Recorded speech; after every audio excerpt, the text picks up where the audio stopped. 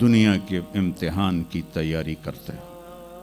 آپ نے حضرت علی کا ہاتھ پکڑا اور یوں اپنے سینے سے لگا لیا اور فرمایا اترضی ان یکون منزلک مقابل منزلی، علی تجھے مبارک ہو، جنت میں تیرا گھر میرے گھر کے سامنے ہے۔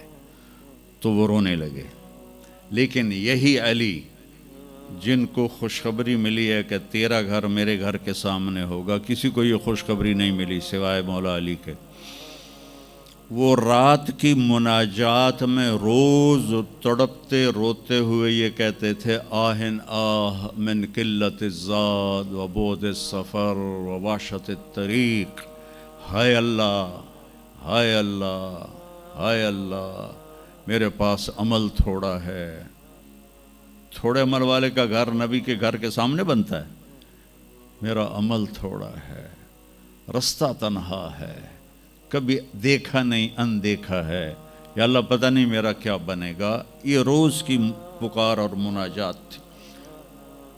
اور پھر دنیا کو کہتے الیہ تغررتی، دنیا تو مجھے دھوکہ دیتی ہے، ہی ہاتھ غری غیری، چل دفعہ ہو جا کسی اور کو دھوکہ دے، میں بتتو کی ثلاثہ، میں تمہیں 3 طلاق دے چکا۔ تو جن لوگوں نے آخرت کو بنا لیا وہ کامیاب ہیں، اور جن لوگوں نے آخرت کو نہ بنایا تو وہ کچھ بچے ہڈ بلوں کی ویسی نام لے لیا ہے، سیر کے لیے گئے کشتی کی، تو وہ کہنے لگے ملاح سے چاچا تنو کیمسٹری آمدی؟ اس کہ پتر اج ہی نہ سنیا کی ہوندی ہے؟ اس کہ تینوں پتہ نہیں ایسی سپیریئر یونیورسٹی دے سپیریئر لڑکے آئیں، سانو ساری کیمسٹری دا پتہ ہے۔ دوسرے نے پوچھا چاچا تو فزکس پڑھی ہے؟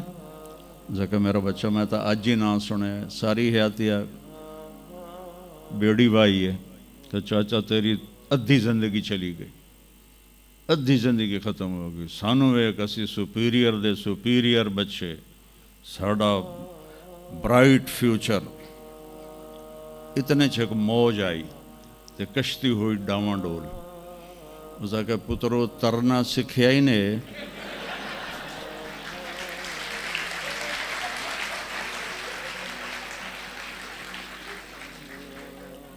وہ آکھن لگے کوئی نہیں سکھیا، سوئمنگ پول کوئی نہیں سپیریئر ہے۔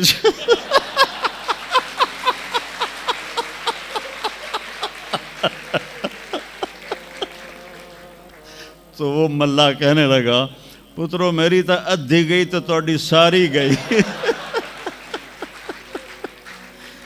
تو میرے بچوں، مرتے وقت ایسا نہ ہو کہ تم کہہ رہے ہو ساری برباد ہوگی۔ اپنی زندگی، اپنے نبی کی زندگی پڑھو۔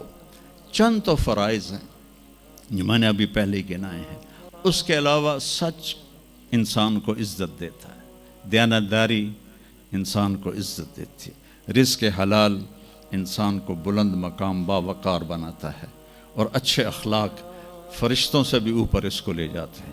آپ نے فرمایا جس کے اخلاق اچھے ہوں گے میں جنت الفردوس میں گھر لے کر دوں گا۔ تو نماز کی عادت ڈالو۔ کچھ بچے جی نہیں پڑھی جاندی، دن میں کوئی ایک نماز ضرور پڑھو، جمعہ پڑھو، ایک نماز ضرور پھر وہ 2 ہو جائیں گی، پھر وہ 3 ہو جائیں گی، پھر وہ 4 ہو جائیں گی، پھر وہ 5 ہو جائیں گی۔ میں نے جتنوں کو بھی یہ نسخہ بتایا وہ سارے اللہ کے فضل سے، گورنمنٹ کالج میں میرا تھا ساتھی، تو وہ پھر شفٹ ہو گیا انگلینڈ، تو کوئی 40-45 سال بعد اس سے ملاقات ہوئی، یہاں پاکستان آیا ہوا تھا۔ تو میں نے کہا کہ نماز پڑھتے ہو؟ کہنے لگا نہیں۔ جمعہ؟ کہنے لگا نہیں۔ تو میں نے کہا اچھا ایسا کرو، ایک نماز شروع کر دو اور ایک جمعہ شروع کر دو۔ یہ ایک فرد کا واقعہ نہیں، ایسے میں ہزاروں بچوں پر بچیوں پر تجربہ کر چکا ہوں، اور وہ 5 وقت کے نمازی بن گئے۔ تو 2 دن کے بعد فون پہ بات ہوئی تو کہنے لگا یار تو میں نے ایک دسی آئی، میں تو 5 شروع کر دیتی ہیں۔ وہ ڈرنکنگ بھی کرتا تھا، کالج کے زمانے میں بھی کرتا تھا. کہنے لگا لو جب میں نے نماز شروع کی تو میں نے کہا میری توبہ، میں شراب کو بھی ہاتھ نہیں لگاؤں گا. نماز ایسی چیز اپنی زندگی. اگر کسی کے لیے رخصت ہوتی تو حضرت امام حسین علیہ السلام کے لیے رخصت ہوتی میدان کربلا میں. لیکن کیا جنت کے سردار، جنت کے نوجوانوں کے سردار، اور جنگ سے پہلے اونگ آ گئی اور آنکھ کھلی تو مسکرانے لگے. تو بہن زینب علیہ السلام نے پوچھا یہ کوئی ہنسن دا ٹائم ہے، اتنی تو مصیبت آئی کھڑی. کہا بہن اللہ کے نبی خواب میں آئے ہیں، فرما رہے ہیں بیٹا میں لینے کے لیے آ چکا ہوں. تو اب یہ نماز نہ پڑھتے تو ٹھیک تھا، اتنا تو قتل و غارت چل رہا تھا. لیکن جو ہی ایسے سورج ڈھلا تو آپ نے زہیر تھے آپ کے رائٹ سائڈ پر جھنڈا اٹھانے والے، اور لیفٹ پر تھے حبیب، اور درمیان میں تھے عباس اپنے بھائی. تو آپ نے زہیر کو بلایا، کہا یہ شمر سے کہو تھوڑی دیر رک جاؤ میں نماز پڑھ لوں. تو زہیر نے شمر سے کہا، تو شمر نے کہا ہم جنگ نہیں روکیں گے، ہم سر اڑائیں گے. تو انہوں نے واپس آ کر کہا جی وہ انہوں نے جنگ روکنے سے انکار کر دیا ہے، اللہ کی قسم اب ان کے لیے کھلی اجازت تھی کہ یہ چھوڑ دیں اور سر کٹا دیں. لیکن آپ نے فرمایا سر کٹ سکتا ہے، نماز نہیں چھوٹ سکتی. آپ نے کہا آدھے لڑو آدھے نماز پڑھو. تو آدھوں کو جنگ پہ لگایا، آدھوں نے نماز پڑھی. پھر ان آدھوں کو جنگ پہ لگایا اور جو جنگ پر تھے انہوں ان کو نماز پڑھوائی. سب کو ظہر کی نماز پڑھوائی اور عصر سے پہلے سب کے سر کٹ کے نیزوں پہ چڑھ چکے تھے. وہاں 1445 سال میں ایک واقعہ ہے جہاں نماز کی رخصت نظر آتی ہے.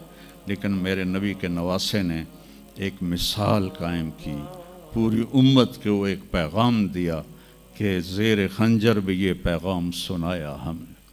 نماز نہ چھوڑو. کبھی قضا ہو جائے تو رات کو سونے سے پہلے قضا دے کے سویا کرو.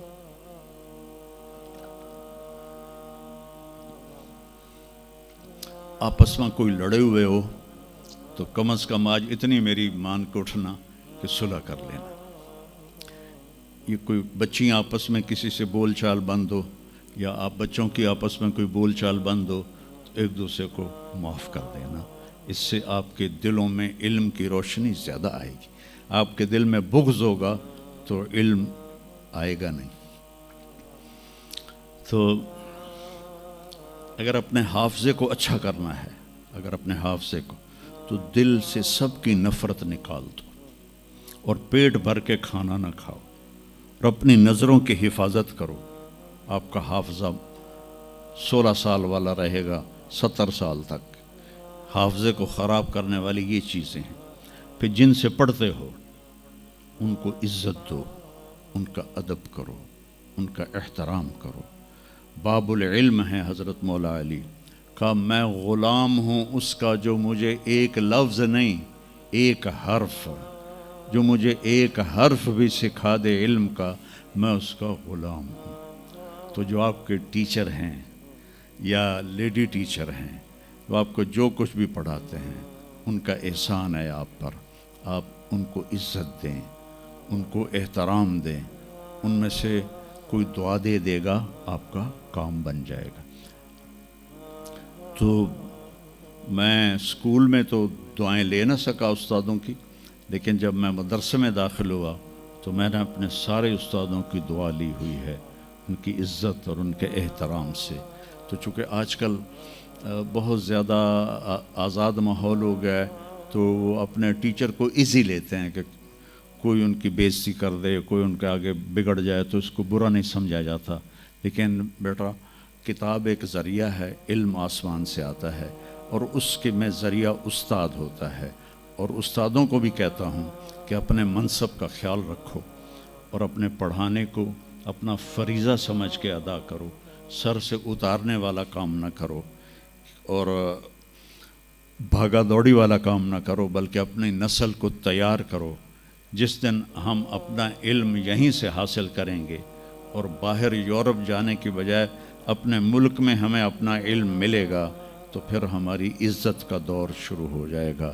جب تک ہم علم میں غیروں کے محتاج ہیں تو ہم انہی کے محتاج رہیں گے۔ تو یہ چند ایک باتیں آپ کی خدمت میں ہیں، اور جب آپ کو چھٹیاں ہوں تو تبلیغ میں کچھ وقت ضرور لگائیں، اس سے آپ کو فائدہ ہوگا۔